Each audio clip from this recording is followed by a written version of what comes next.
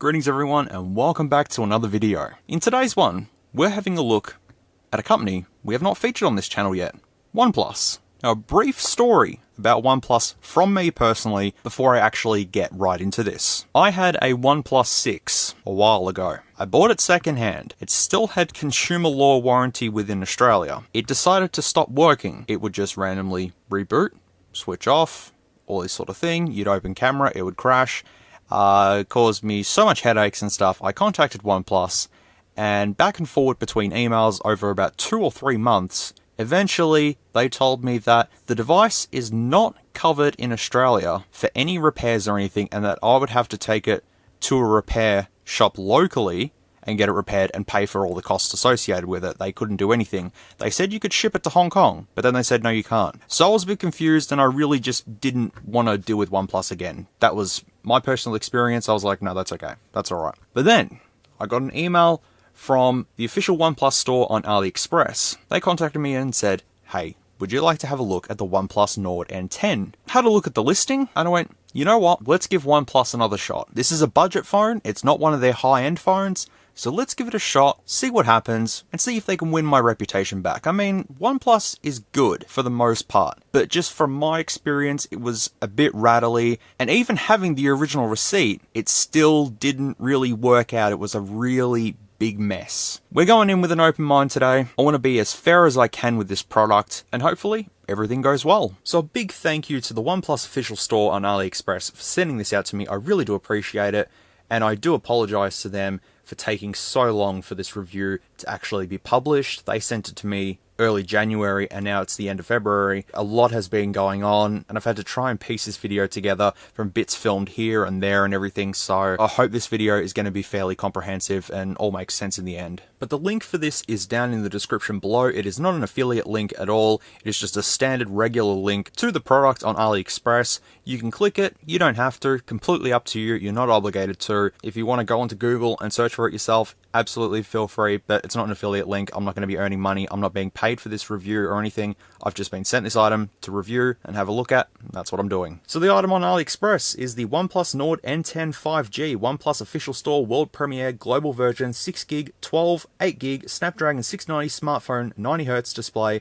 64 megapixels. It has 1,726 reviews with a 4.8 out of 5-star rating, with over 5,000 orders done at this point in time, which is pretty good. Now currently the standard package of the OnePlus Nord N10 5G is $349.50 Australian. Now displayed in all other currencies here for you all. This also comes in bundles. You can add Buds Z to them, which is the wireless earphones that OnePlus has, which is what I ended up choosing. You can add the standard buds, or Type-C headphones, Type-C to 3.5, or Type-C on the go. Each one is obviously different in price, but the standard one is $349, or just rounded up to $350 Australian. But with the Buds Z, it comes to $398.88 Australian, which once again, I'll display all the other currencies here for you all. But currently there's some coupons going at the moment, so you can get it even cheaper. And no matter which package you get, it's all free shipping, which is great. You can choose where it ships from. You can choose to have it shipped from China,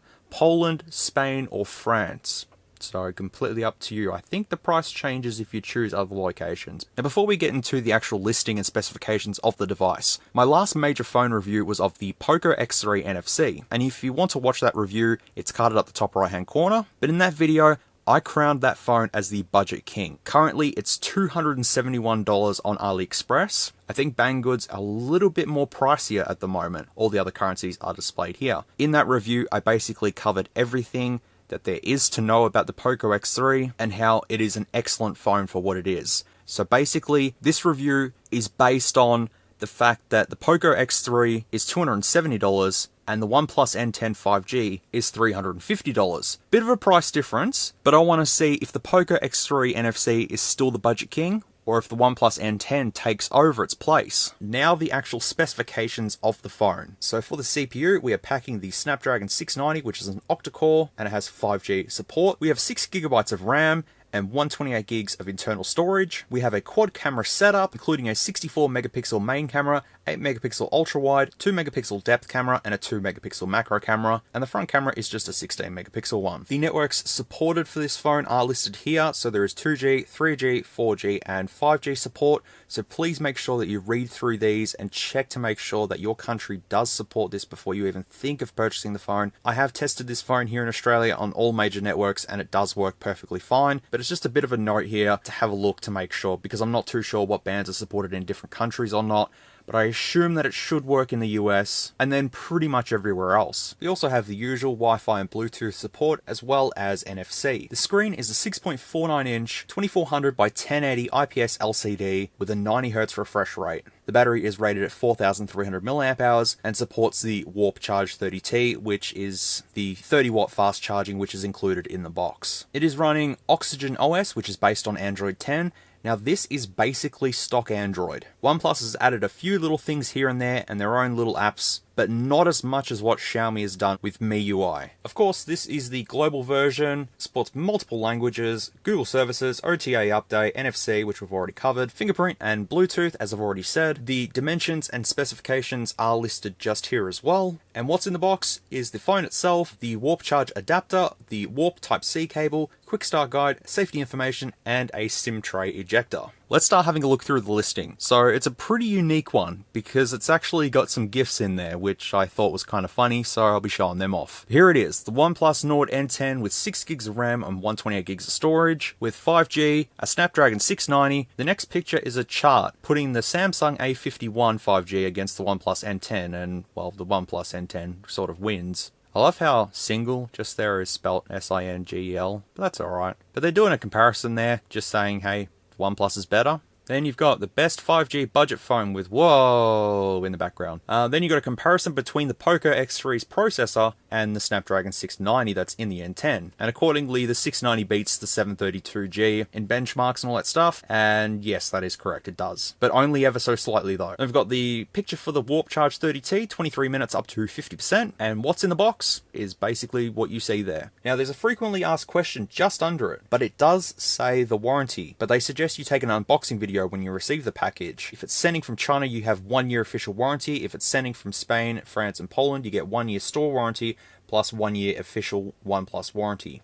But since I kind of tear these down, I avoid the warranties, so mine's kind of void. But if you do purchase one and get it sent from China, you do have 1 year warranty. The bundle details are here as well. My one is the Buds Z bundle, which is $50 more than the standard one. Now we get into the pictures. So we've got this one here, OnePlus Nord N10 5G. Looks very standard. Then we've got the next picture, which just has Leet spray painted on a wall and woo behind it. Then we have this pretty cool GIF here of the phone and being circled around the phone, like the cameras and the speakers and all that sort of thing. Kind of looks cool. And this one here, I really don't have to say anything. I just let it play. This guy couldn't believe Warp Charge could charge so fast, so he shut up in the middle of the night. I'm pretty sure they didn't, but you know, that's okay. 4G versus 5G, it's not even a fair fight. Well, thanks 4G, it's been fun, as it says there. Okay. 90Hz is one of those things you have to experience. This headline can only do so much. That is absolutely correct, because you really have to experience 90Hz, then 120Hz, then 144Hz, and even beyond. But as you can see here, they both look exactly the same according to the GIF, but hey, that's alright. Sound coming at you from all sides. Oh yeah, this has dual speakers. I forgot to mention that in the specs. Yes, this has dual speakers. This one here, we don't want to put words into his mouth, but this cow was very impressed. I love the advertising for this. It's pretty good. We also have another GIF of the phone being semi-torn down with whoa there. A little extra memory so you can forget all about it. I see what they did there. What good is all this speed without storage to back it up? They've got a point there. In case you didn't get it from our uncomfortably long product name, we're OnePlus. If we've already met, skip this and go check out our cool new phone. I'm about to. For everyone else, a brief history. Since 2014, we've launched 8 game-changing smartphones across more than 50 countries. With our new mid-range line, Nord, we hope to bring great mobile tech to more people than ever before. And it's good that OnePlus is doing this, instead of just focusing on the high-end market. It's a good move. A couple of pictures of the phone here, of the back and the front, and that's basically it. It is a pretty brief listing, but I think it's quite a fun listing, honestly. They're having a bit of fun with it, they've got GIFs there, and they're not being too serious with it. And honestly, I think that's quite okay. While the listing didn't feature, like, for example, the cooling system, the product dimensions, which I had to look up myself, and a couple of other things. They're just giving you the main specifications up front and saying, this is what we have, this is the price, should you buy it, and this is why I'm here. So after that very, very long intro, we know the specifications, we know the pricing, so let's go ahead and unbox this OnePlus Nord N10 5G with the buds or budsy included. Now this was sent by DHL from China. It took 5 days to get to me, which is very, very, very good. So without further ado, let's crack this open and have a look at our Nord N10, and we'll see if my reputation with OnePlus can be won back or not. Alrighty. Alright, so it comes shipped in this air bubble package thingamajiggy. I couldn't have shoved these in tighter, could they? There we go.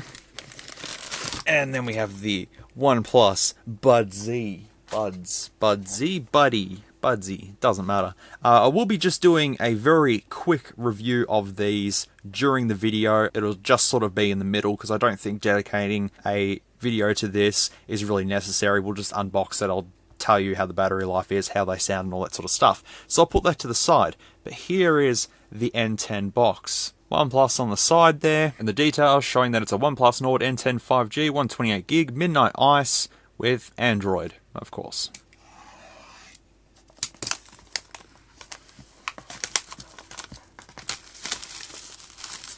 Alright. So inside of here we do get a little OnePlus little cardboard envelope just here, and opening that up, there's our SIM eject tool just there, which is a bit of a chonker. We do have the quick start guide, safety information, all that sort of stuff just there. We have the device itself, so just out you come. There we go. Not as heavy as the Poco X3, it is also thinner than the Poco X3, and a bit smaller than the Poco X3. We then just get a little cardboard piece there. We get a pretty nifty USB cable, gotta say that is pretty nifty. And then we have the warp speed charger there, which is the 45 watt one? No, 30 watt one. It is a European one. You can only choose European, US, and UK. I chose European. I do have an adapter for this, but it kind of gets a little bit ridiculous at this point in time. No case, no screen protector. Very bare bones. We did get the OnePlus Buds Extra, yes, that's understandable. But it would have been nice to have a case included. There we go. There it is there. But yeah, as I said, no screen protector applied to this, so that's going to be a bit of a hassle. You have to buy this, buy a screen protector, all that sort of thing. It could have came pre-applied with one like the Poco did. It is what it is. Having a look at the back, you can see the model is BE2029.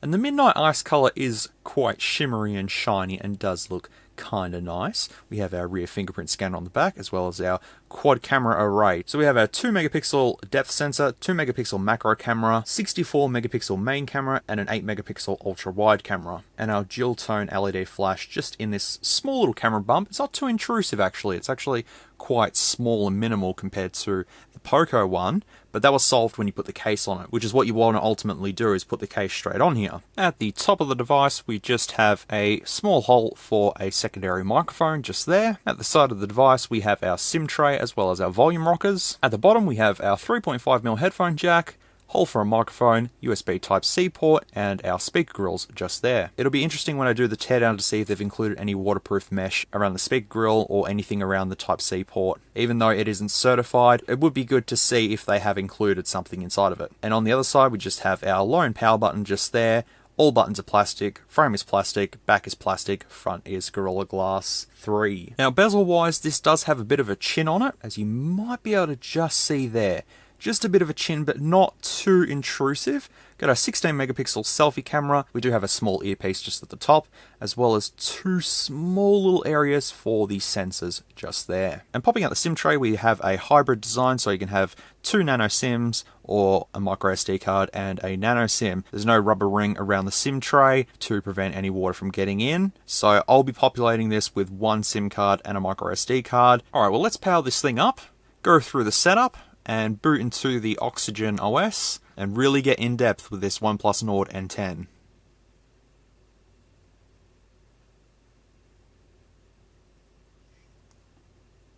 Took a while then, it's alright. Boot it up. Let's choose Australia. Well, straight away I can see the 90Hz refresh rate just there.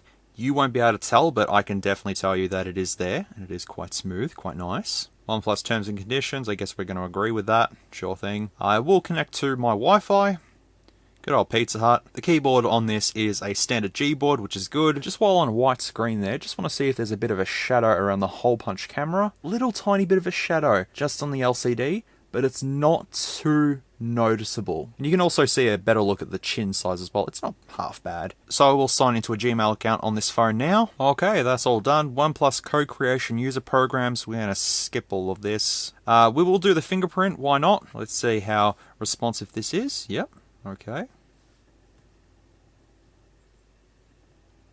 So this is why I don't like dark mode, because you can see all the fingerprints and stuff.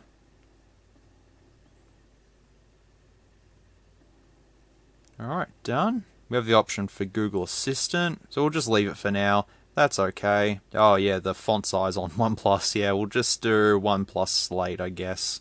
There you go. We can also choose navigation bar and gestures. I'm going to choose the buttons for now, but we will go into gestures later on. That's it, we're done. Boot it up to you two. And that's it. We've booted up. Yeah, that's pretty smooth. Quite nice. Let's try the fingerprint. Yep. Pretty responsive.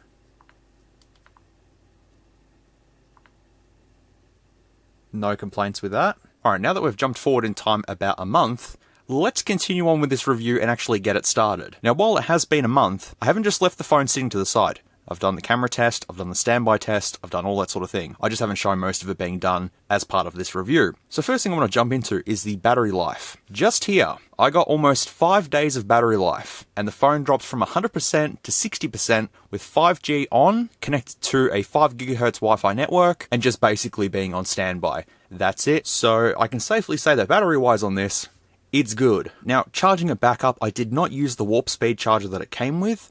I decided to just use my Samsung fast charger, and it took about an hour to get it back from 60% to 100%, so that's not too bad. So assume that a full charge with a standard sort of Samsung fast charger would be about 2 hours roughly. With the warp speed charger, as it showed on the advertisements, it's probably going to be a lot faster, but I did not test that feature. If I actually got the warp speed charger, with it being the Australian variant, I could have tested it out, but because it's the European one with the adapter and stuff, I just don't really want to use that. I know it's a bit of a cop-out. Now before I said I'd done the standby test using 5G, this was correct, because this Nord is picking up a 5G signal where I am. Because I have a Telstra SIM in here, that's why I'm getting it. With Vodafone, we don't have the 5G coverage in this area just yet, so with this Telstra SIM, I've got the ability to show you all 5G. But there's a problem with that though, is that the SIM card that's in this doesn't have any prepaid credit on here, so I can't actually show you the 5G speeds. That's something that I really didn't think of too much, but it doesn't matter. At least I know that it can pick up a 5G signal, which is good. So now I'm going to go ahead and call this, just to test the earpiece quality and the microphone quality, just so you can get a bit of an idea of how it sounds.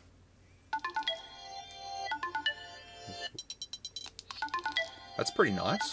Testing. This is the earpiece quality. As you can see, this is on the OnePlus. I've got the OnePlus up to the microphone on my camera. And now testing the microphone quality on the OnePlus. I've got my S20 FE up to the microphone on the camera. So this is what the microphone sounds like. Hopefully it doesn't sound too bad.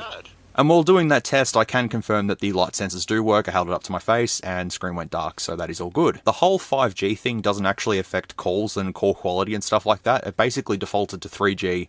When I called it, it went from 5G down to 3G.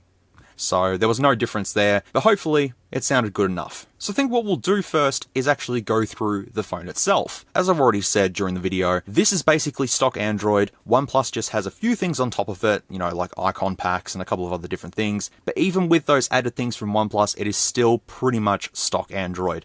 Like swiping down, like so. There's all your shortcuts there as well. Just like so, you've got your screen recorder, hotspot, Zen mode. Zen mode? What does Zen mode do? Oh, phone down, enjoy life. Good idea. Night mode, switch data card. That's for the dual SIM, battery saver. The torch, which is not the brightest, but it will do. And all the other main functions are here as well. So swiping up, all the apps are here in the app drawer.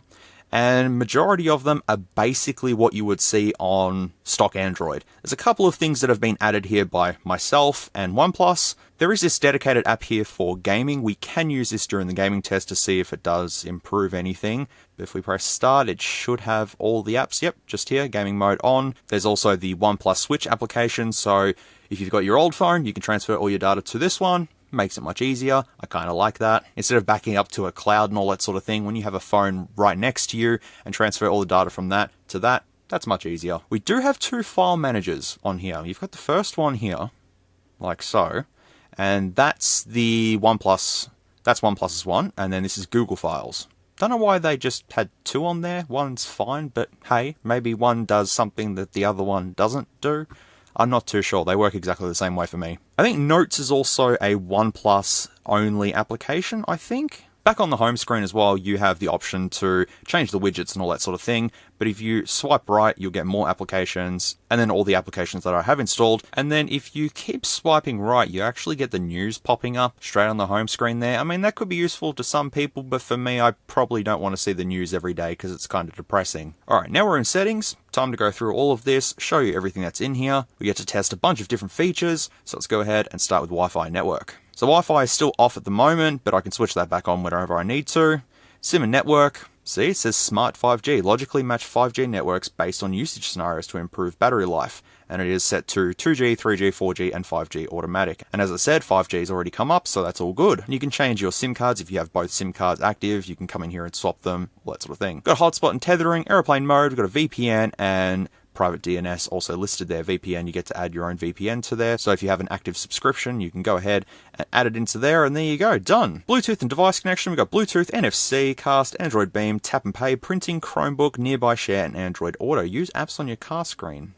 Oh, yeah, I remember this. Yeah, okay. So I want to test the NFC location. So I'll just... That was easy. So that's where it is. Somewhere here. Yep. Okay. When we do the teardown, we should expect to see the NFC pad right about there. Coming into the display settings, we can change a bunch of things here. We can do the refresh rate. So you only get the two choices, 60 Hz and 90 Hz. 90 Hz is more smoother, looks nicer. 60 Hz is back to being basically bog standard and kind of feels a little, honestly, it doesn't. Oh no, I can tell a difference. It's hard to see on camera, but in person, it definitely makes a difference. And basically the whole explanation of the refresh rate is just listed there. The higher the screen refresh rate, the smoother the viewing experience. In 90 Hz, the refresh rate will be switched dynamically based on scenario. So during YouTube, it may switch back down to 60 Hz and stuff like that, even in gaming as well. But we'll see once we get to that. Coming into front camera display area, we can hide the front camera. And you have big bezels now. It kind of looks like a Google Pixel 4 a little bit now because the top chin is bigger than the bottom chin. Honestly, I'd prefer just having the full screen experience. It's so much nicer. But they give you that option, which is good. We have a night mode as well, which should... look. Yep. Turns the screen nice and warm and then back to being normal. Reading mode. Mono effect. Oh, okay. Chromatic effect. Oh, okay. Did you see that? Make it much easier on your eyeballs not to get any eye strain. Ambient display. Lift up the display. Okay, let's do that. So if we just lift up. Yep. It's basically an always-on display. Font size, which was demonstrated at the start of the video when we were doing the setup and stuff, we can have it to be ridiculous, or we can jump it down to pretty small, but I think that was the default one. That's what we're sticking with. Display size, you can also change that. So if you have any vision problems, you can make it a little bit larger, so then it makes it easier. Or if you want to just have it all the way down and have more real estate on your screen, you can put it down to there. Status bar, battery style, which I've selected battery bar, but you can change that. Battery percentage, display network speed. We could do that, but we'd probably see nothing on there because I don't have any prepaid data on this SIM card. So nothing's going to happen. You also have an icon manager as well, so you can add the icons up to the top. So if we want to, for example, take away the NFC at the top, just select that off. There it goes. Put that back on.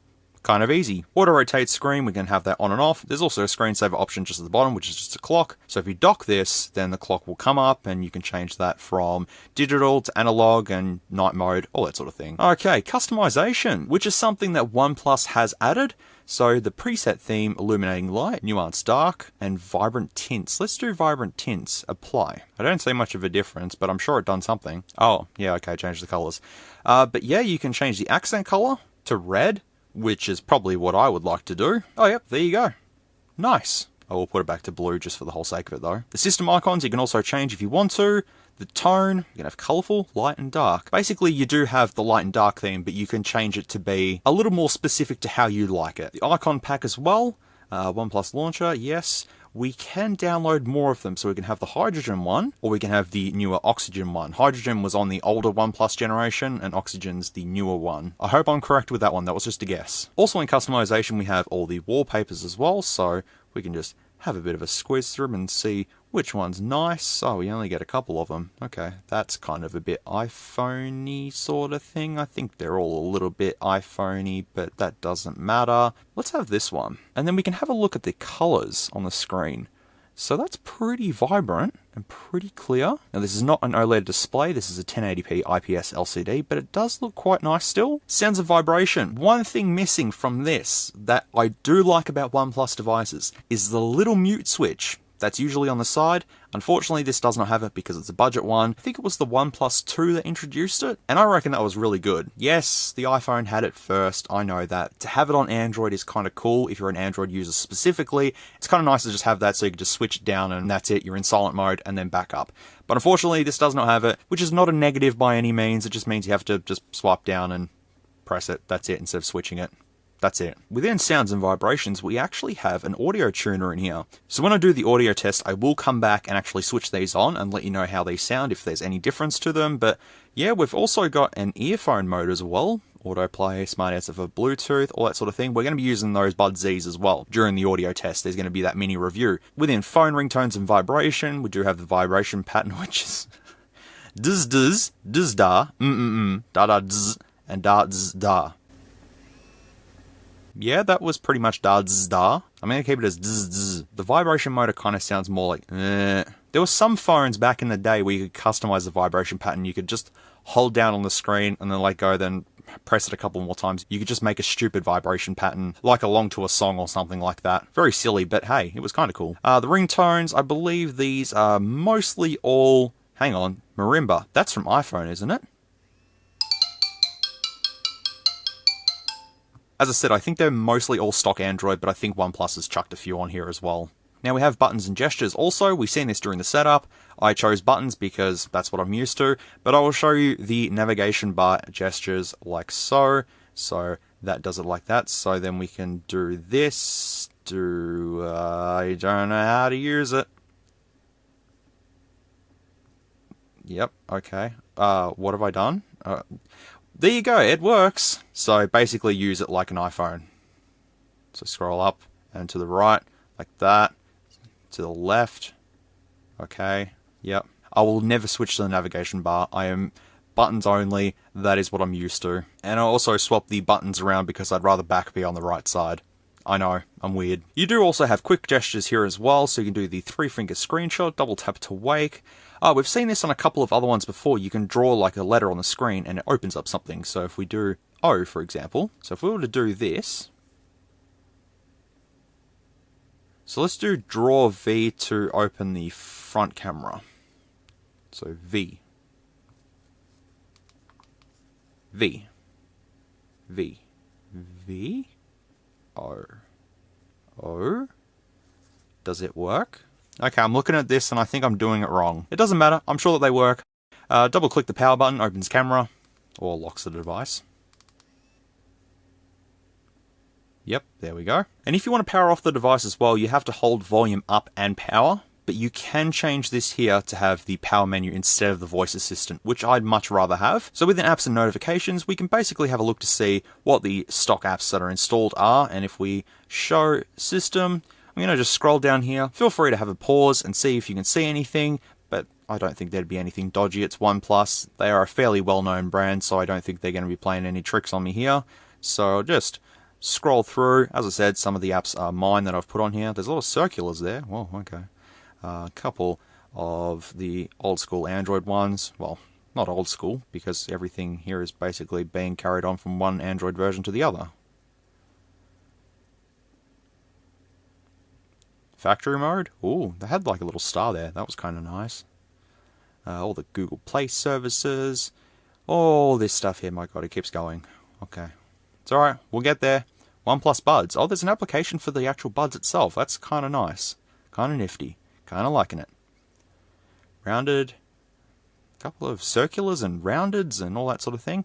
Oh, system updates that I just seen. From the pause between the last time that I was filming to now, I've got 2 system updates for this. So the security patch we'll have a look at soon. Apps and notification wise, seems pretty all good to me. You do have a couple of other options in here to tell you, your digital well-being, screen time, all that sort of thing. You do have emergency alerts, data usage control, app permissions, default apps if you need to change them. You can do all that just in here. Security and lock screen, we've basically established that the fingerprint does work, which I will just quickly do again. Okay, it took 3 times, but that's okay. There is an option for face unlock, so let's do that, which is basically take a picture of my face, and that's basically it. So let's do that. So I've done that. So now I just look into it. Kept unlocked by face unlock. Oh, did it do it? Yep. Yep, that's fairly fast. Only because it takes a picture and that's basically it. But I will switch it off because I know that the fingerprint works. But we have the usual security stuff within here. Fingerprint and face unlock we've already tried. Smart lock. What is smart lock? Keep your device unlocked when it's safe with you. Smart lock can do this by recognizing signals such as when your device is in your pocket or near your home. Understood. Oh, okay, so you can add trusted devices and places. That's probably on other Android devices, but I'm just unaware of it. SIM card lock, emergency rescue, automatic call for help by quickly pressing the power button. Privacy, show passwords, lock screen, show all notification content, advanced. Got a couple more things just there. Ads. Oh, ads. Opt out of ads personalization. Okay. Make sure this is off, people. Make sure that's off. I think you got the opportunity to switch it off at the start, actually. Location is basically what it is. Your apps are seeing your location. If you want to have that off, you can have it off. If you want to have it on, you leave it on. So coming into battery, we've got the detailed usage just here, which I've already shown before. Shows that we've got 6 days left on battery, which is pretty good. And as I said, I've done the standby test, and I can confirm that the battery in this is quite good. Battery optimization, we can, well, it's already on auto, so we'll just leave it on auto. Optimized charging, we'll leave that there as well. Storage, we do have the 128 gig. I've got my 8 gig micro SD card in here, which is just my test one that I throw in every phone. In accounts, we do have my Gmail already signed in. You can have a OnePlus account. Digital wellbeing and parental controls, we can come into here and getting your child's content. Okay. Well, basically here you can change what your kid sees if they're going to use this as their phone and all that sort of thing. Well, it can't load info, so that's fine. Show your data, there you go. You can see the digital wellbeing that I've done 12 unlocks, 19 notifications, and you can set all the wellbeing controls within here to basically say put your phone down and go outside if you can, if you're allowed to. Pretty sure most of the world can go outside now. Should be good. Google Services and Preferences is all basically standard, as you've already seen before. Utilities, we do have parallel apps. Empty list. So you can have 2 apps at the same time. I mean, you got a big screen, it makes sense. App locker, you can have your apps encrypted. There's a OnePlus lab here. Enable dark tone in more apps. That's a pretty cool looking graphic there, I gotta say. Pocket mode, scheduled power on and off, quick reply and landscape. No supported apps installed, so we can't use that. Within system, we have accessibility, languages and input, date and time, backup, reset options, OTG storage, so you can plug an OTG device on the go device and expand the storage if you want to. You do have the option for the micro SD card anyways, but the options there. We have experience improvement program, which is all off. You can keep these on if you want to, but personally for me, I'd leave these off. We have a RAM boost here. Man, I haven't seen that in like years, man. But we've got a RAM boost happening. System updates, I did install one the other day, so we should be all good. And finally, about phone. There it all is there, the OnePlus Nord N10 5G. Now this is something that I do like on OnePlus devices, the fact that it shows the picture of the phone, it shows all the specs just here. I kind of like this. I wish this was on more devices. This is a really nifty and handy thing to have. Like, it tells you the storage, the camera, the screen and all that. I mean, as we've seen on the Wish phones and stuff, they fake this area, but because this is a OnePlus device, obviously they're not going to fake anything. And you can see it all here. You see the device name, Android version, the model is BE2029. It's got an award for Oxygen OS contributors. Oh yeah, okay, so if your name is featured here, well done. You're on a phone. Yay! tapping on the build number 7 times, I've enabled developer options, so we can go through that. So now I have developer options enabled. We have the OEM unlocking just there. We can put the window animations down as well, 2.5, which makes things a little bit snappier. And then finally, tips and support. If you have a problem, you can just ask your OnePlus device, hey, help. But the problem is I'm not connected to Wi-Fi, so it can't tell me any help things. So you've already kind of hit a snafu here, but it's just Wi-Fi, done, solved. See? Comes up just there. You got your questions and answers, and yeah, go on the forums there and ask questions. Hey, my N10 is slow, or hey, my N10 didn't do a system update, or something like that. You can do all that. We'll just run the system updates again to make sure, and we are all good. Should be all good. Oh, and there we go. So this is the third system update that I've got within about sort of 35 days that I've had this. So that's pretty good. Well, that is all of the settings completely done. That's all the settings that we've went through, all the features demonstrated. While I didn't demonstrate every single feature, I've given you all a rough idea of what's on here and what you can customize. So I think that's all good. I'm going to let this system update install, and then we're going to continue on. Well, that update took about 10 minutes to install, but that's all done. We'll go back and have a look at the security patch level now. It's now the 5th of February 2021, so that is all good. So now that the system's up to date, all good to go, I can safely say that the user experience on this phone is quite good, it's quite smooth. That 90Hz display makes everything super snappy, super smooth, and the Snapdragon 690 and the 6GB of RAM definitely help to make this a pretty good user experience. I've got no complaints with that. It feels quite nice, feels quite snappy. It's basically stock Android. What more can you ask for? Now we're going into the bigger features. Camera, audio, benchmarking, browser, gaming, all that sort of thing. So what I want to start off with is the camera test. So open up the camera. There it all is there. Now, you're going to see that it's in full. I made this decision to change it into full. Now, you can still change it to 64 megapixels at the top, but it changes it to that. But back in the 16 megapixel mode, it's a full screen. And I just preferred doing that because when I've done it as ultra wide, it just made more sense to have it as that. I don't know why, it just kind of clicked when I was doing it. So I've done the camera test basically as normal, had everything set on automatic. I believe HDR was on. Yes, HDR was on. See, the aspect ratio is full. Smart content detection, I did that, but it didn't recognize frogs or gnomes or brick walls or aircon or sky or anything like that. So I'm pretty sure that was reasonable. Video resolution, I've done all of these as well. I've recorded at 1080p 30 fps, 1080p 60 fps, 4K 30 fps, and 4K cinema 30 fps. And the resolution on the front as well, I've done both of them. Record quality in slow motion, I've done both of these as well. Histogram and horizontal reference line, I didn't use both of them because I didn't use the pro settings. Custom modes, ultra wide lens correction, just left that on because obviously it's going to correct something. You can do the shot on OnePlus watermark if you want to. I kept that off. Shutter sound off. Location data off. Saving to SD card is recommended. Why is it recommended? I only have an 8GB one in there, but that's okay, man. That's all good. So yeah, swiping along, you get to Pro just there. Then you got Nightscape. Talk about Nightscape after I show you the photos. Portrait, which is bokeh effect. Normal photo mode. Video mode. Slow motion. Panorama. And time lapse. And swapping to the front camera. There it all is there. You can do portrait with the front camera if you want to, and it does work. At the top here, you have the macro one, so you can switch that on and switch to the macro camera, flash, timer, all that sort of thing. It's a fairly easy to use camera app. I had no problems with it. Then to ultra wide, 2 times, normal, everything's fine. As I said, I didn't use the pro settings, but everything that I did use in the camera app seemed to work pretty well, and I'm going to show you all of the photos and videos that I took with this, and after this long montage, I'll talk about the camera a little bit more, and then we'll continue on.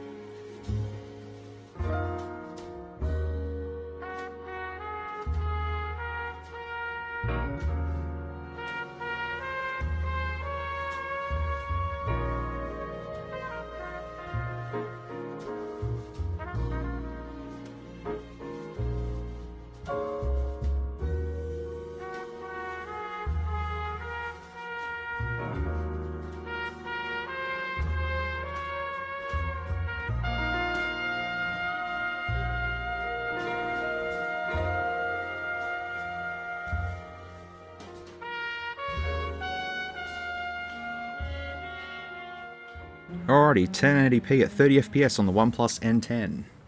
We can see the Froggo's just here. Bit of stabilization going on there, just for a bit of a close-up, just like so. And then we can switch to ultra-wide if we want to, just like so.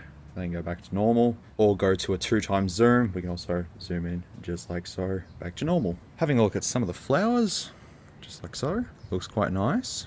And walking along to test the stabilization, even though it's really sunny and you can't really see me. Panning along the brick wall, like so. And down to Stuart. It's been a while, man. How you doing? See the stabilization there? That's quite nice. The lemon tree is kind of too big now, so it's just this big, huge thing. But we can do digital zoom for the faraway aircon though. That is 10 times right there. And then ultra wide. Alright, switching to 1080p 60 FPS. Just have a look here. You can hear a car in the background, or something like that, probably a bike.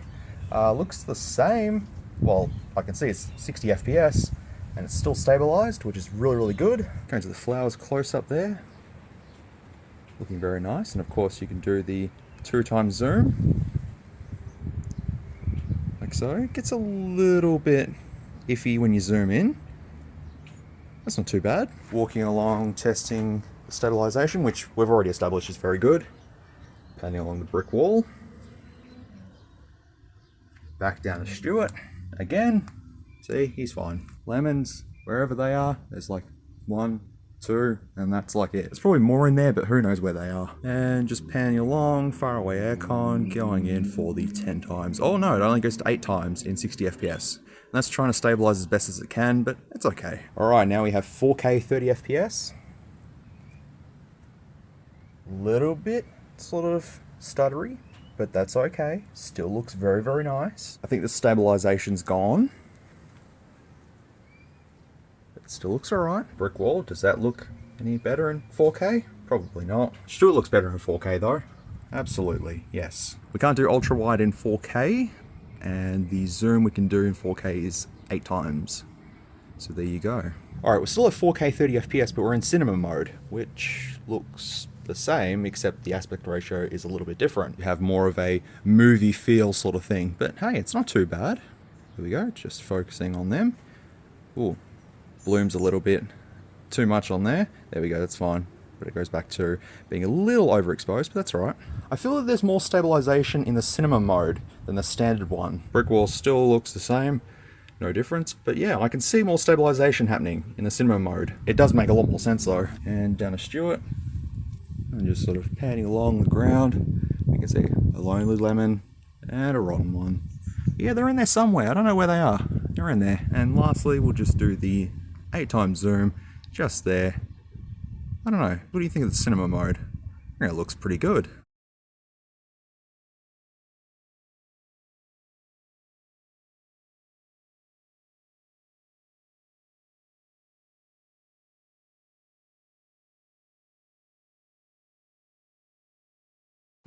Testing the front video quality on the OnePlus N10. This is at 1080p 30 FPS. Looks okay. I'm very pale. I don't go outside much. But it doesn't look too bad. There's the sky and everything like that. And the fence. And the trees. I'm sitting on the ground. Don't judge me.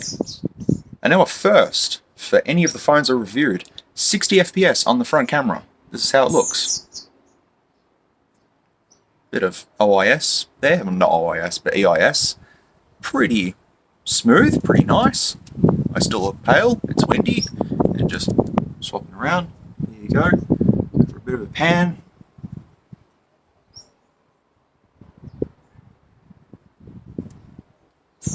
Not too bad. Now at this point in time you're probably wondering the night shots. I will get to them soon. As you can see, that's the reason why I done it in full, so then we'd have the full screen experience on the phone. I kind of really didn't think of it properly, I just thought, oh no, full screen you'd see more. So that's exactly what I did. And we've got the 64 megapixel shots just there, and just zoom right in.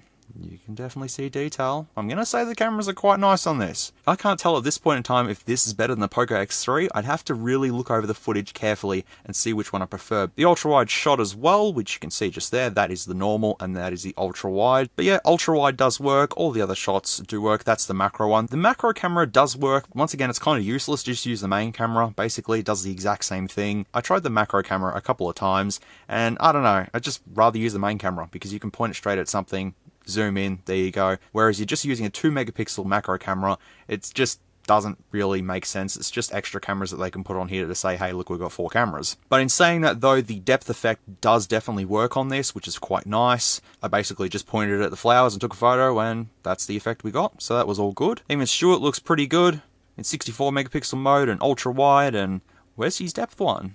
Oh, there we go. That's him in Ollie's depth mode. There you go. Quite nice. And then I tried to capture this macro footage of a bee, and well, that's kind of what we got. As you've seen in the photo montage just there, he was just playing with this flower, and I thought I'd take a little photo of him just to see his detail. And I mean, it looks a little grainy and stuff because it was done with the macro camera, but it works. I will say the selfie camera is definitely pretty good. Even though I look absolutely terrible in the selfies, and I'm terrible at taking selfies, and I hate taking selfies, it looks pretty good. But I won't say much more about the selfies. You can all judge them for yourselves because I just don't like them altogether. The camera quality is good, I just don't like my own selfies. And the videos themselves, you've all seen, I don't have any problems with them. We have stereo sound while recording, and the videos look fairly good, fairly stabilized. Slow motion looks fairly good. So, camera-wise, I'd say no complaints. Except for the night mode. For me anyways, nightscape mode didn't work. So what you're seeing now, what you can barely see, is that tiny little smudge just in the middle of the screen is the frogs at nighttime. This is with the standard photo. This is with just normal photo. That's in nightscape mode. You cannot see any frogs or anything. I don't know why. There you go. But I basically just stood there and took pictures with the flash on, with nightscape mode and everything, and yeah, night mode just doesn't really work. But it's there if you want to use it, but it doesn't really do much. The Poco X3 did better night shots than this. I can say that. Lastly, with the camera, the 4K cinematic mode was pretty cool as well. If you wanted to shoot something professional with this camera and have it in, 4K with, the whole cinematic look, you can do that. It does look quite nice. It is pretty stabilized, and I could see someone doing something pro with this. So at this point in time, camera quality for the main camera and the front camera are very good. The ultra-wide camera is also very good. The depth camera is not too bad. The macro camera lacks just a little bit, but it is there if you want to use it. Alright, coming to the browser test. I've already used the browser for a number of different things, and it's quite fine, but I will show you it anyways, just in case. And I was downloading device info hardware APK, so there you go. I could have just got it off the Play Store, but I didn't. So where I'm going to go is the link for this on AliExpress, and we can have a look at it. That should be the one that I got, yes? That's the one. So this is the link that is down in the description. This is where it'll take you to. So currently the package that I have, which is the buds, the color is that and shipped from China. The total cost is $400 Australian, which I've already shown the currencies at the start of the video, but we've already gone over this before, but I just wanted to show you it to just show you that the browser's fairly good, and the 90Hz is working. Everything's very, very smooth, and we can see I'm pretty sure this has the GIFs in here that I showed at the start as well. Oh, they don't work.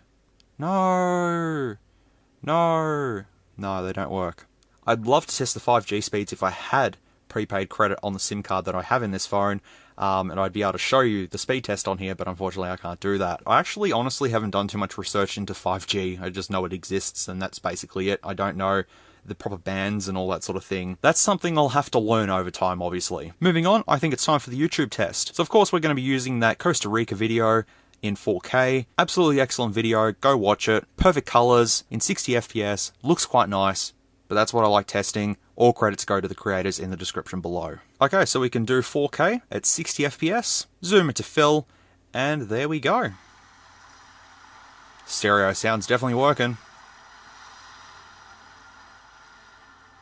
Ooh, that looks nice. Ooh, little bit laggy. 4K is slightly pushing it to its limits. Okay, let's bump it down then. Let's be fair to it then. Let's do 1080p then at 60 FPS. Still looks nice.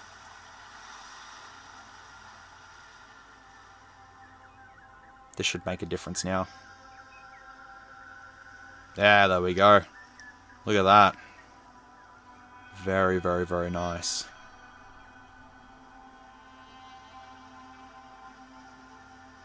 Gotta say, those stereo speakers are quite nice, so we will investigate them soon. But you can definitely see the 60 FPS kicking in. The colours are very vibrant. Just sad that 4K kind of makes it lag though. Honestly, I didn't think that 4K 60 FPS would appear, but it did. But I can safely say that the YouTube test is a pass. But if you do want to watch 4K videos, you might struggle just a little bit. You can do 1440p. Yeah, that works fine. 1440p works just as well. But I mean, it's kind of silly if you want to watch a 4K video on a 1080p screen. It just kind of doesn't really make sense to me. But I'm sure it probably does make sense to other people. But yeah, YouTube test works. Very nice. Very good. And we're going to be doing the audio test next because those stereo speakers sound quite nice. Alright, now it's time for the sound test as well as the bonus Budsy review. Going straight in, we got to find music. There is no music. That's because you got to use Play Music. Play Music isn't here. So what do? I was completely unaware that YouTube Music is Google Play Music now. I didn't know that. But there you go. I now know. So of course I'm going to be using Mick Gordon's BFG Division from the Doom 2016 game. We'll bump the speakers up to full ball and we'll test it with the sound meter to see how loud the top speaker is and how loud the bottom speaker is. Obviously the bottom one's going to be a lot louder, but we'll see how it works. We're also going to be trying with headphones as well and using those equalizer settings, and I'll also be testing it with the Budsy as well.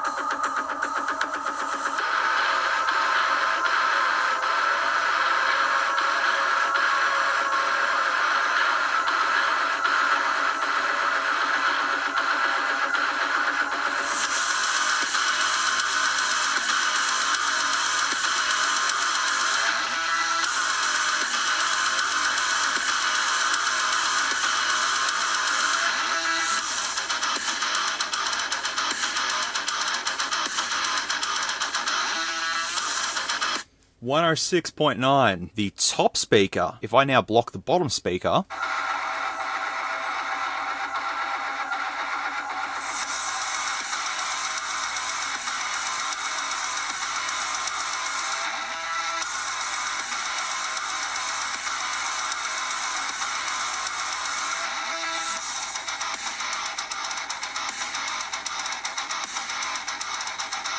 so I think 101.9 was about the max there. But with the Poco X3, I could definitely tell there was a bit of an imbalance with the speakers.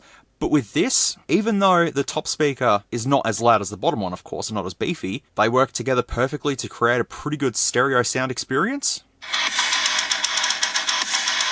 Yeah?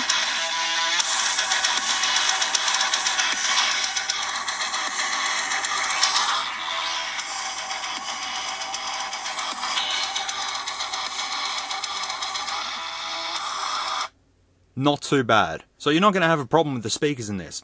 Can definitely assure you of that. No problems whatsoever. Very, very nice, very loud, very crisp, and the stereo speakers that we have in this are very, very nice. And the top speaker is definitely doing a good job to try and balance the stereo sound. Honestly, you can't really tell that the top speaker is a little bit quieter than the bottom one. It all just sort of nicely flows together. So that's good. But now, we come back into earphone mode. So now I want to try the 3.5mm headphone jack. So just put that in.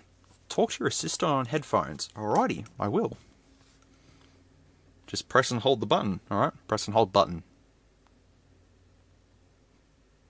Hello. Do you want to work? So earphone mode will only work with Bluetooth earphones, and we have to try the OnePlus app for the Budsy as well, so we'll get to that. But I just want to try the audio tuner just in here. Okay, so now it's at dynamic. I'm going to put it on film. Yep, gives you more of a surround experience. Music, gives it a bit more bass. Off makes it a little bit quieter and just sort of more natural, I guess. And then of course we have the equalizer where we can just bass boost it and just bump up everything. If you want to be absolutely maniacal, you can, and just bump up everything, and there you go.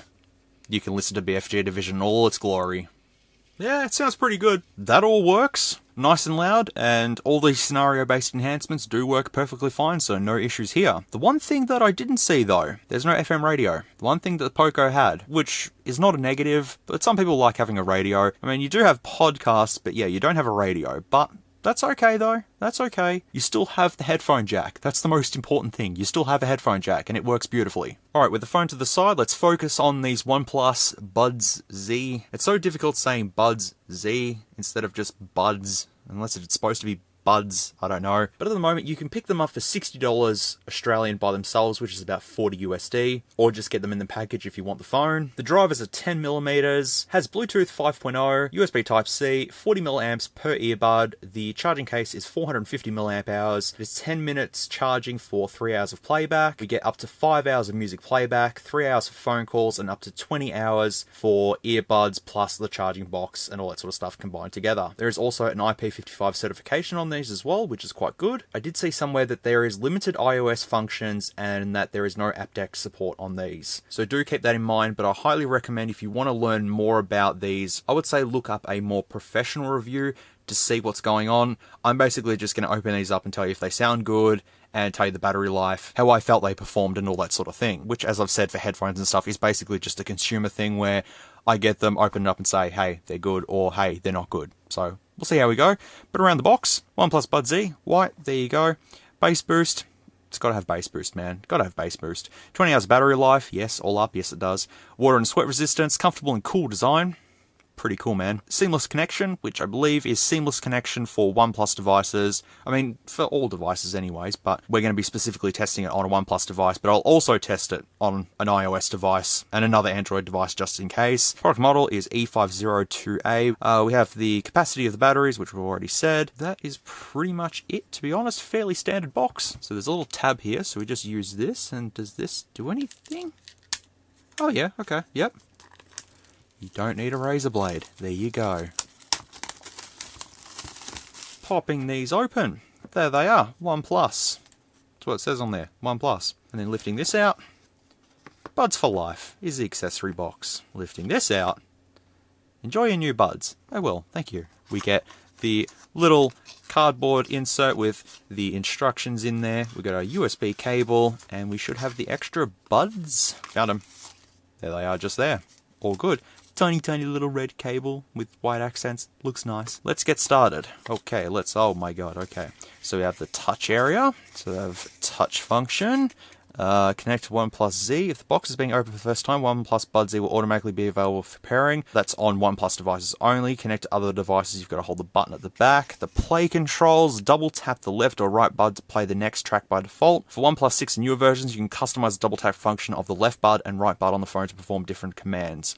Example, play, pause, next track, previous track, and wake up voice assistant. So that's pretty cool. The charging buds, functions and calls, answer a call, double tap the touch area. Do they disconnect if you take them out of your ears? Yes. Take them off to pause music, and if you put them back in, then they play. So yeah, that's all good. Very long instruction manual, that's for sure. So I'll keep the standard ear tips to the side as well as the USB cable. Open this up. Get the little plastic off, and there we go. There's the little charging box. There's the information just on there. Oh, very difficult to see, but it is there. There you go. You might be able to just see it. I can barely see it myself. But it does say the capacity of the battery, which you already know, so that is all good. USB-C port around the back, little button on the back there as well. That might have powered it on. It did. Okay, so opening them up. There they are. So now we need our OnePlus device. Okay. So yes, they did come up. So on OnePlus devices, you just pop them open. There it is. Done. But on other devices, obviously, pair it through Bluetooth. I don't know if the OnePlus app is available on other devices or not. I'm not too sure. So it said that it's come up and paired to my Gmail. So it's okay. But is there an actual app for it? Oh, there we go. There's an update for the buds. That's kind of cool. But I can't open the app though. So taking them out, we do have the standard ear tips already on there. We've got two little charging contacts there. Looks like a bell sprout. Right there. That's just fun. I've got a couple of holes for microphones. I believe there's 2 on each, I believe. Oh, could be 3, actually. I'm not too sure. Yeah, looks good. That's the right one. That's the left one. I've got little contacts in there. All is well. So now I'm going to shove them in my ears and see how they fit. Actually, they fit quite nicely. I don't think there's any active noise cancellation. Because the tips are shoved in my ears, I can barely hear what I'm saying, so that's a good start. I've got them in my ears, bump it up a little bit, build up's pretty good. Oh, that bass, woof, that's a lot of bass, holy moly. And I can't hear myself talk, and it's like, that, 50%, I probably, yeah, no, I can't hear myself now, I can't hear anything, but that sounds good. The drums, the snares, everything, super, super crisp. I like it. Very, very nice. But I need to pause it. Pause. So taking them out of your ears pauses it, and then putting them back in plays it. Good stuff. I'm missing something here. You can't actually play a song with them in your ears. You can't just touch and play it. I'm pressing, and they ain't doing anything. You gotta just manually toggle it, I guess. But what about holding? Okay, holding does nothing either. I know double tapping goes to the next song though, and it plays automatically, and that just bursts my eardrums. Okay. Bit strange that you can't just pause and play while they're in your ears. Instead, you got to take them out and put them back in. I don't know, it's a bit weird. If you're trying to talk to someone, you got these in your ears, you don't want to take them out, you just want to pause them. You got to go onto the actual phone and pause it, or take them out of your ears and hold them, and then while you're holding them, your hands are going to be touching the capacitive buttons and doing all sorts of things. So I don't know, it's kind of a little iffy. That's a bit weird. Maybe I need to investigate it further, I'm not too sure. But the standard ear tips fit fine in my ears. I'll do a little quick cutaway video of what they look like in my stupid ears. So that's what they look like in my ear. However, I have an advantage. I could just do this if I wanted to, and then they're not going to go anywhere. They're not going to go anywhere anyways, because they're quite secure in my ear. Even though they're rocking around a little bit, they're quite securely in there, and they're quite comfortable. So I do approve of these. One thing I didn't check though, does this have wireless charging? No, they don't.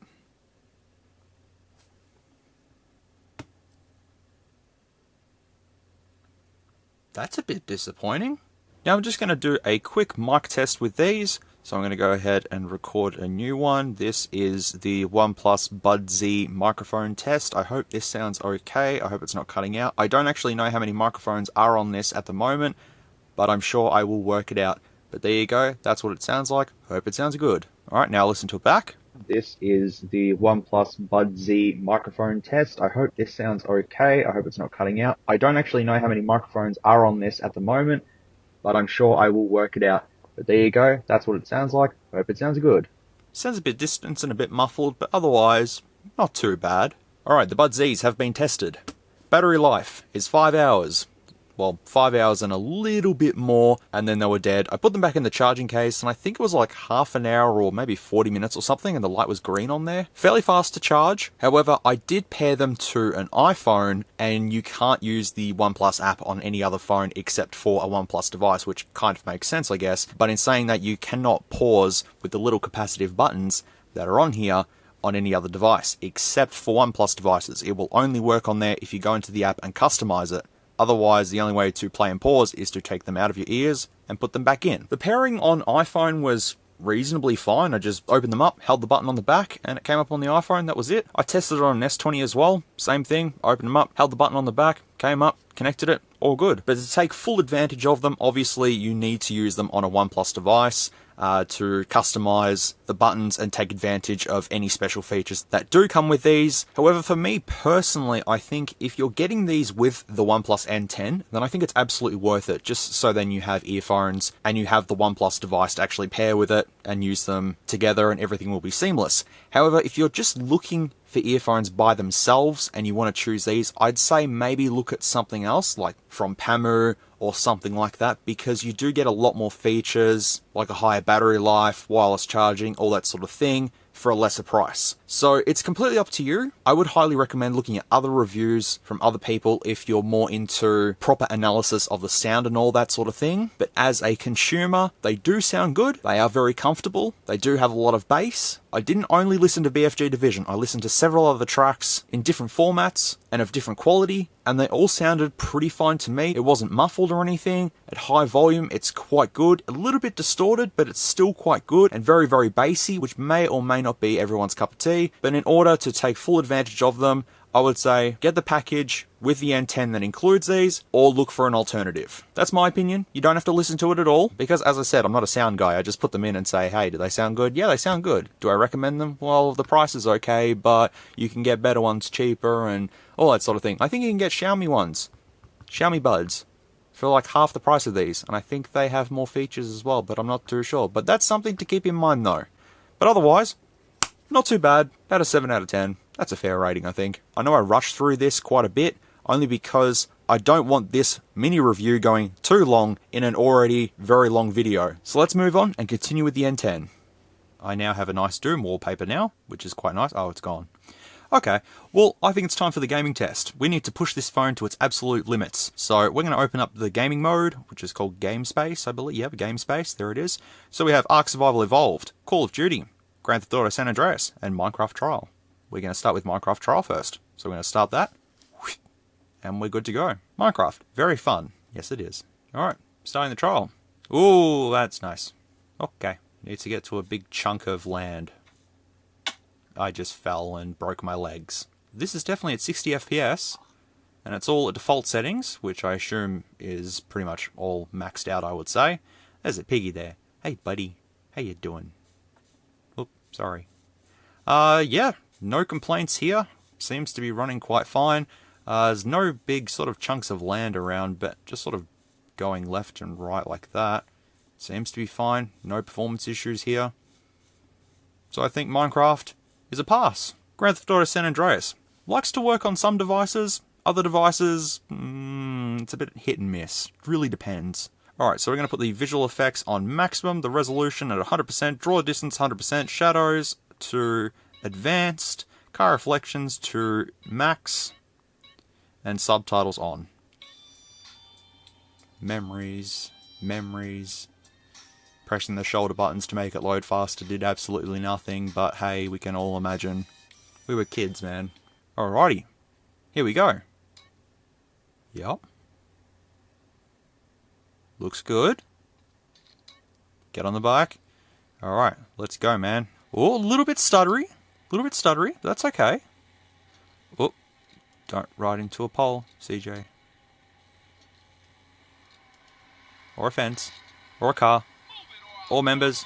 The cars are nice and shiny, so that's kind of cool. No, it does look quite nice, but it is stuttering a little bit though. Gotta turn the radio off or else I'll get copyright striked. So if you hit a wall, the phone vibrates. So it has haptic feedback. I think the Poco had this as well. But it's quite nice to have. But no, this runs perfectly fine. No dramas with this. Just flip my car in the middle of the freeway. That's fine. I'll just, get out of the car and pretend I didn't do anything. Oops, I'll just run away now.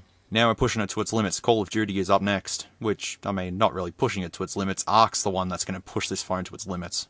So, Call of Duty, let's go. So we're at the tutorial first, and the graphics, I think, are on medium by default. But so far, looks very, very smooth. Quite nice. But we've got to really try it in the, Nuketown map. That's the one. So let me complete this tutorial, and then we'll continue on. The settings have all been bumped up to absolute maximum. So we'll see how it goes, and yeah, I'd say that's fine. That's fine. Yep. That's perfectly... Yeah, that's normal. That's good. If there's more bots on screen, you might see a bit of a frame dip here and there, but otherwise, yeah, no, I'd say it's perfectly fine. It runs better than expected. Actually, no, what was I expecting? It's fine. It was fine on the Poco. Even other phones it's been perfectly fine on, but, Yep. Kill streak. Are you winning, son? Nope, not really. Not at all. Now's the main test. Ark Survival Evolved. It's never ran super smooth on other phones. It's always a bit stuttery. So we'll see how this goes. You never know. I mean, this may not be the most well-optimized game to actually play at maximum settings, but if you have any suggestions for a better game, let me know. And hopefully the next time I do a phone review, I can put it on there and try it out. But I think we have maxed out, yes. That'll do. That'll do. So this is absolute maximum. Looks nice. But, as usual, it is a bit stuttery. It does look nice though. It's kind of like Crysis on an old computer. It looks nice, just doesn't play as nice as you would think. Look, it's alright. Obviously looking up, it's nice and smooth. Looking down at the ground, it's nice and smooth. But putting it back like that, you can start to see it lagging. But like the 690's pretty powerful. But then again, the Snapdragon that was in the Poco X3 was pretty powerful as well, and it was still iffy. So it might be just optimization with this game that's That's the problem. Just had to jump because it's telling me to jump. Oh, hello, you just spawned out of nowhere, but alright man, how you doing? Hello. Well look, it runs well. Just as I'm sprinting away, I say it runs well. Well done me. But I think you'd have to put the settings down ever so slightly to get it to be pretty smooth. But as I said, the optimization for this game may be a little bit off, since I've tested it on a couple of high-end phones and they pretty much all perform the same. So if Call of Duty was super smooth, then this may be, yeah, some optimization issues or something like that. But no, otherwise, this is fine. This is good. But yeah, if you have any suggestions for any other games that I should play or test on phones, that'd be really, really good. But otherwise, a gaming test, pretty good. Well, actually, more than pretty good. That's more than acceptable. You can do gaming on this phone, no problems at all. In terms of heat as well, I'm in a 20 degrees Celsius room at the moment, so it's not too bad in here. The phone is pretty warm, not too hot to touch though. It is pretty warm, but we will have to see the cooling inside of the phone as well. But I think it's doing a good job. There probably is a heat pipe in there that's probably, you know, absorbing all the heat. And the front of the phone is more hot than the back. So I'd say the heat pipe is probably just resting on the back of the LCD. And that's probably why we can feel a little bit more heat through there. Last thing to do, benchmarking tests.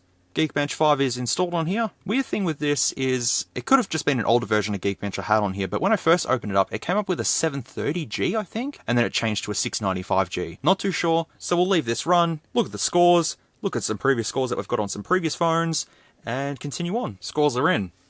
Here's all the other scores from the other phones. This does beat the Poco X3. I can't really math at the moment, but the multi-core score is 140 or 130 higher than the Poco X3. So this definitely does take the cake as the most powerful phone I have reviewed on my channel. Look, a lot of this is just numbers, but you know, the higher the number, the better the phone, I guess. And well, this outperforms the Poco X3.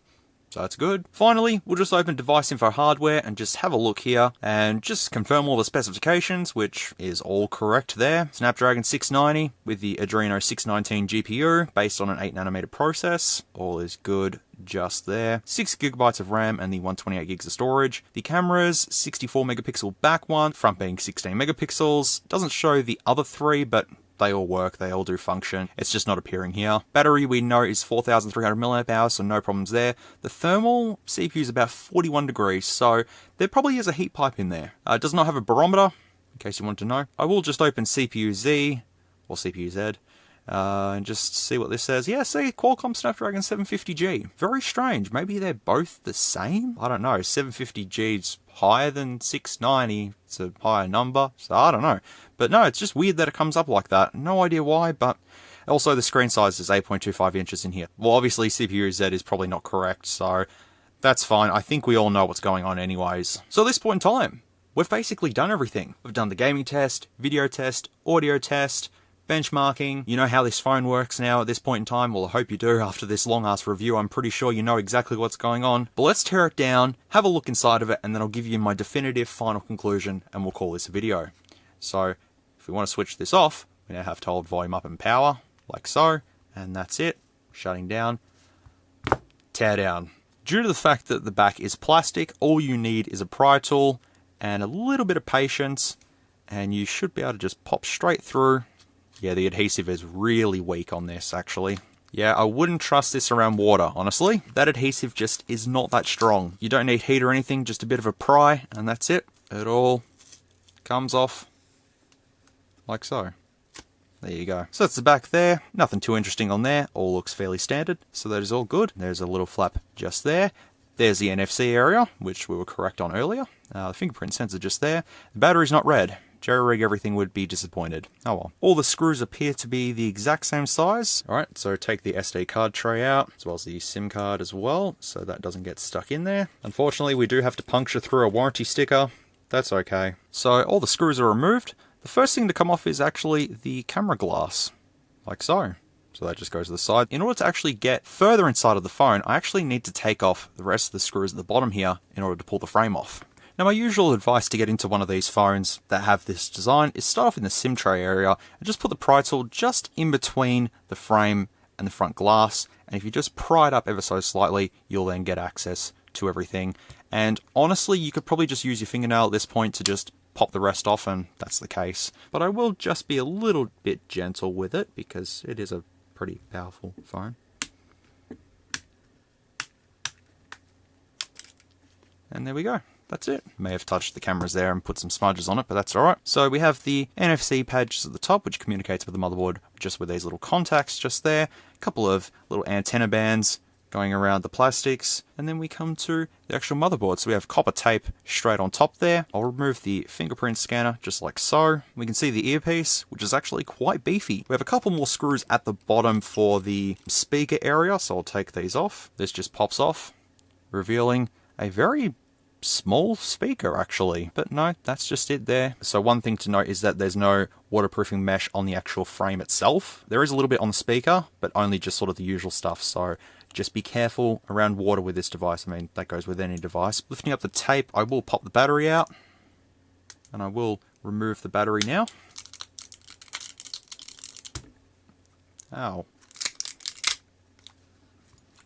There we go. There's our 4,300 mAh battery just there. I mean, we do have a red pull tab, so there is some signs of red in the OnePlus N10, and the adhesive is still stuck there, so you can just plonk it down back into place, and that's it. The bottom assembly has a big flex ribbon attached to it, as well as 2 antenna cables. There is a small bit of adhesive attaching the USB-C charging port and the headphone jack to the frame like so, but once it's pulled off, we can see some rubber gaskets around the USB-C port as well as the headphone jack, so they are sort of including some protection, but not a lot. There's a little contact just there for the speaker, the little tiny vibration motor, and that's pretty much it. Alright, so coming to the motherboard, just take the 2 signal wires off, and we should have 1 screw holding it down. Yes, we do, 1 screw. We'll also remove the main PCB flex just there, as well as the display ribbon, and then now this whole thing can come off like so. There is our motherboard. As mentioned before, we have the copper tape over the shielding just there. We do have our 2 megapixel depth camera just connected there, as well as our 2 megapixel macro camera. We then have our 64 megapixel main camera just there with no OIS, and our ultra wide one there with no OIS. It is just fixed. Flipping the motherboard over, we have our front camera just there with no OIS. We do have a blob of thermal paste just there, as well as some more copper tape. You can see the backs of the cameras just there, as well as the little SIM tray. The contacts for the volume buttons and power buttons are just there as well. But now we draw attention to the frame. There is a big, huge dollop of thermal paste just there. We'll draw a little happy face in there. There we go, he's happy now. It looks like Ditto, actually. Huh. Interesting. The earpiece is just adhered to the frame and communicates with a couple little contacts just there. The front camera also has this little plastic housing to sit into, which is kind of neat. But there's a problem though. There is a huge heat pipe in this. It is underneath the shielding, which is on the back of the display. And I really don't want to kill this display. If I can find a picture of what the heat pipe looks like inside of this, I'll post it here for you all. But judging by this, it ain't no Digi S5 Pro heatsink. That thing was no better than a toothpick. This thing is a big, huge heatsink. I will just remove some of the thermal paste to see. Oh no, so it starts from there. I would say that the heatsink would go down like so, or it could go across. I'm not too sure, but it's definitely there and it definitely does something. So that is really nice to see. Altogether though, it's a fairly solid built phone, fairly easy to take apart, and I'd say the replacement parts should be pretty inexpensive, so that's quite good if you're into repairing your own devices instead of just buying a new one if something goes wrong. And I'll also do a bit of a bend test after this as well. Well, now that I know what the guts look like, I'm going to go ahead and put this back together and see if it still works. It is all back together, time to see if it still works. That's good. I didn't kill it. All is still working, so that is good. I'm going to do a bend test. I know it's a bit unfair because the back isn't really adhered properly anymore, but I just want to give it just a bit of a flex, just to see. And so far, no, nothing. From the other side, bit of a crunch, bit of a crack, but no, nothing too catastrophic. I'd say it will be absolutely fine. Well, now that you've seen the teardown, we know what's inside of here. I'm going to go ahead and clear my desk, and then we'll prepare for the final conclusion and call this one a video. Missed the power button. Whoops. We're at the home stretch here. This is the final part of the video, the conclusion, where I basically sum down if this is worth it or if the Poco X3 is worth it. I think you know my answer already. But this review definitely went for way too long, but in this though, I did demonstrate everything that I think is needed to show someone who is definitely looking to purchase a new phone.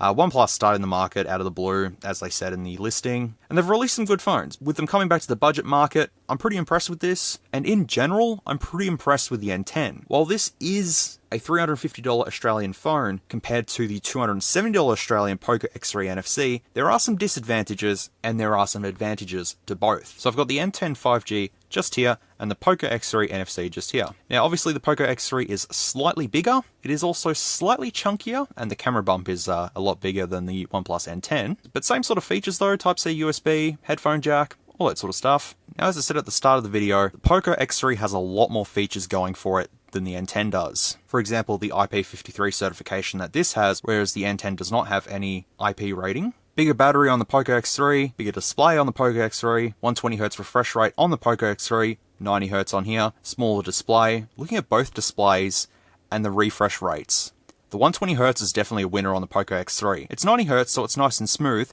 but the colors and just general sort of display, I feel the Poco X3 wins. I feel it's got a nicer display, and it's cheaper. But the N10's display is still quite nice though. The OnePlus, while being more expensive, has the 128 gigs of internal storage, as opposed to the 64 on the standard Poco X3. Also with this is 5G capability, and this is in a thinner and sleeker frame. However, it's only got a 4300 mAh battery, only 90Hz refresh rate, and doesn't come with a free case or screen protector pre-applied. I think the Poco X3 is still the budget king for sure. You do get 5G, you do get better performance, you do get stock Android, more internal storage. However, you can purchase the Poco X3 NFC in a 128GB variant for only about $30 more. The band support for the OnePlus N10 and Poco X3 are kind of both the same. They both should work all around the world. Both get regular updates, which is great. Both have solid build quality, but the Poco X3 just keeps being the winner for me. The N10 package is $400 Australian at the moment, but $350 without the Bud Z. At the end of the day, it comes down to user preference. If you want 5G, then the N10. If you want better value for money and don't have to source out a screen protector and a case and all that, then the X3. Would I recommend purchasing the N10? For Australia, it's a bit hard to say yes. You do get the warranty, which is good, and that's stated on AliExpress. That solves my major issue with OnePlus for me. But if I'm gonna recommend a phone that has everything for under $300, I'm going to recommend the X3. If you turn the ads off, then it's an absolute excellent purchase. If you like stock Android and don't want anything else, then consider the N10. But you could go with a second-hand flagship from about a year or two ago, with phones coming down in price each year, and if you want performance without breaking the bank, then check out last year's model, or even the year before's flagship model from a manufacturer, and you may be surprised. There are plenty of other reviews out there from other YouTubers that may cover a lot more than I have, and of course, in a shorter amount of time, but I wanted this review to come from a consumer standpoint and what I found to be good or bad about this device. Probably didn't cover all of the apps and features on here, but I've tried to cover as much as I can. If I've missed any major features, I do apologize in advance, and if you need any clarification or anything, please let me know, and I'll be happy to provide any more information if need be. All in all, I come down to user's choice. If you want a clean stock phone with 5G, good performance, great cameras, then go the N10. But if you want to save some cash, don't care about 5G, don't want to have to order a case and a screen protector, and are looking for a budget phone that's highly recommended everywhere, I would say, honestly, go the Poco X3 NFC. It has everything you need plus more. The OnePlus N10 is a good phone, don't get me wrong, but there are so many features that the Poco X3 NFC has for a lesser price. As I said, it's user's choice between the two. Both are very, very close in terms of performance and cameras, but each has its disadvantages and advantages as mentioned. I hope that conclusion made sense. TLDR, the Poco X3 is better for the price, okay? Well, there you go, everyone. That's the review done of the OnePlus N10. I'm not too sure if I want to continue doing big phone reviews like this because they're just starting to go longer and longer. I'm trying to cut out as much stuff as I can, but it just is impossible to really work it out. I filmed 4.5 hours of footage for this video, and I've managed to cut it down to less than 1:30, but I hope that I have made this as comprehensive as possible. There are timestamps in the video as well as the description to skip along to wherever you need to. If you're just here to quickly see something, that's fair. As I mentioned earlier, other YouTubers have covered this device and have probably done a much easier job in 10 minutes. I've decided to do an hour and a half, and well, here we are. And I hope I've given enough clarification between both devices, so then if you're thinking of purchasing one, then you can make a definitive choice. Alright, so if you want to check out this N10 on AliExpress or the Bud Z on AliExpress, You can click the links down in the description below. They are not affiliate links, as I've mentioned. I'm not being paid for them. I'm not being paid for this review or anything like that. This has all been my honest opinion. But if you want to have a look at those, the links are there for you to have a look at. There is a coupon at the moment that you can use. It is still on the website, but it is OPN26910 to get $10 off the OnePlus N10. A very, very big thank you to the OnePlus official store on AliExpress for sending this package out to me for review. I really do appreciate it, and once again, I thank them so much for their patience and understanding throughout this very tedious, long process. And this has been quite a lot of work to do this video, but I believe the finished product will be worth it in the end. Thank you so much for sitting through this review and watching it. I really do appreciate it. I know it was a little bit more serious than the usual videos and stuff like that, and once again it was another sample review. I am going to go back to doing the cheaper clone devices and all that sort of thing, going back to the originality of this channel, to just not have every video being like a sponsored one per se. I want to go back to looking at clone phones and clone devices and all that sort of thing. So currently at the moment there's 3 videos being worked on. This one, a job lot, and another sample review and unboxing of a loot crate. Hopefully they'll be released soon after this video, and then hopefully after that I can start the cheaper smartwatch special, as well as some other ones that I've got planned. Once again, thank you so much. I really, really do appreciate it. I appreciate everyone for watching these reviews and supporting this channel. We are almost at 50k, which is just insane. Absolutely insane. When we do hit 50k, we've got to do something special. I don't know what, but we'll do something special. Thanks again. Be good people, take care, stay safe, and I'll see you all in the next video, which, as I said, it'll be either a job lot or the loot crate, which is not too exciting, but I've got some more stuff in store. Don't you worry. Don't you worry. If you like this content, feel free to leave a like or a dislike if you didn't. Thanks heaps for watching, and I'll catch you all in the next video.